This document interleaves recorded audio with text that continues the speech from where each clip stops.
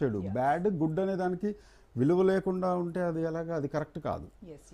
So Appaji గారు, ఇప్పుడు పవన్ గారు చెప్పినట్టుగా అంటే రవి చేసిన పని తప్పే అని ఒప్పుకుంటున్నారు, అది ఇల్లీగల్ అని చెప్తున్నారు. But at the same time ఇప్పుడు మనం ఫేస్ చేసేటువంటి ప్రాబ్లం ఏదైతే ఉందో, ఒక మధ్యతరగతి కుటుంబం సినిమాకి వెళ్ళాలి, సినిమాను థియేటర్ ఎంజాయ్ చేయాలి అనే దానికి తోడు ఇంటర్వెల్లో ఏదో కొనుక్కోవాలి అని అంటే, ఒక కుటుంబం నుంచి నలుగురు వెళ్తే 2,000 నుంచి 3,000 లేచిపోతాయి. సో ఇది లేకుండా మమ్మల్ని కాపాడుతున్నాడు కాబట్టి మా దేవుడు అనేది వాళ్ళ వెర్షన్. సో అయితే ఇక్కడ ఈ సార్ చెప్పినట్టుగా ఉంగరం చీకట్లో పడితే వెలుగులో, మరి ఎన్నో రోజులుగా అడుగుతూనే ఉన్నారు, అడగకుండా ఎవరు లేరు. మాకు రేట్లు తగ్గించండి అని అడుగుతూనే ఉన్నారు, కానీ ఆ దిశగా ఎవరు అడుగులు వేరు, ఆలోచనే చేయరు.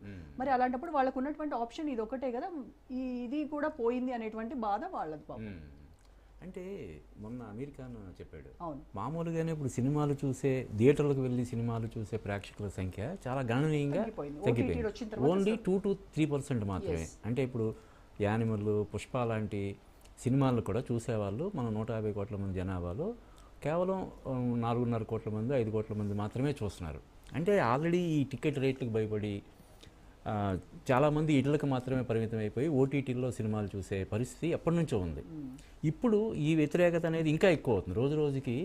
అంటే ఇంకా ఓటీటీలు వచ్చిన తర్వాత ఇప్పుడు మనం చూస్తే చాలా సినిమాలకి విపరీతమైనటువంటి ఖర్చు పెట్టి ప్రీ రిలీజ్ ఈవెంట్లు, సోషల్ మీడియా ఇన్ఫ్లుయెన్సర్స్ తోటి లక్షలాది రూపాయలు ఖర్చు పెట్టి పబ్లిసిటీ చేసినా కూడా మొదటి రోజు విడుదలైన సినిమాకే నో షోస్ బోర్డ్స్ పడుతున్నాయి. మిడిల్ రేంజ్ హీరోలకు కూడా చాలా పెద్ద ఎత్తున పబ్లిసిటీ చేసినా కూడా. అంటే ఆ వ్యతిరేకత అనేది ముందు నుంచి ఉంది. ఇందాక మీరు అన్నట్టు ఒక ఫ్యామిలీ సినిమాకి వెళ్ళాలంటే అది వాళ్ళకి ఒక నెలలో కూరగాయల బడ్జెట్, కరెంటు బడ్జెట్, ఇంకోటి వచ్చేసేంత పరిస్థితుంది.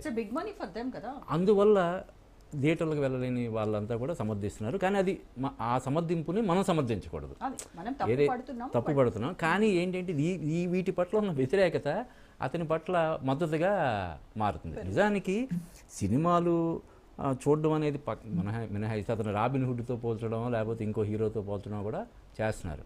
నిజానికి వీళ్ళు డైరెక్ట్గా వనగొరుతున్నటువంటి ప్రయోజనం ఏమీ లేదు సినిమాలు చూడడం తప్ప. అతను ఇందాక పవన్ గారు చెప్పినట్టు సినిమాలను చూపించడం ద్వారా డబ్బులు లబ్ధి పొందుతున్నాడు. ఇదంతా కూడా ఈ డేటా అంతా కూడా విక్రయించడం ద్వారా కూడా కోట్లాది రూపాయలు సంపాదిస్తున్నాడు. అయినా సరే అతనికి మద్దతు పలికే వాళ్ళ సంఖ్య చాలా ఘోరంగా ఉండడం అనేది ఇటు ప్రభుత్వ వర్గాలు కానీ పరిశ్రమ వర్గాలు కానీ సీరియస్గా కన్సిడర్ చేయాల్సినటువంటి అవసరం ఉందండి. ఎందుకు ఇంతగా ఒక నేరస్తుడికి ఇంతగా ప్రజాభిప్రాయం ఒక పెద్ద ఎత్తున మద్దతు వెల్లువెత్తుతుంది అనేది ఖచ్చితంగా వాళ్ళు పరిగణలోకి తీసుకోవాల్సినటువంటి అవసరం ఉంది.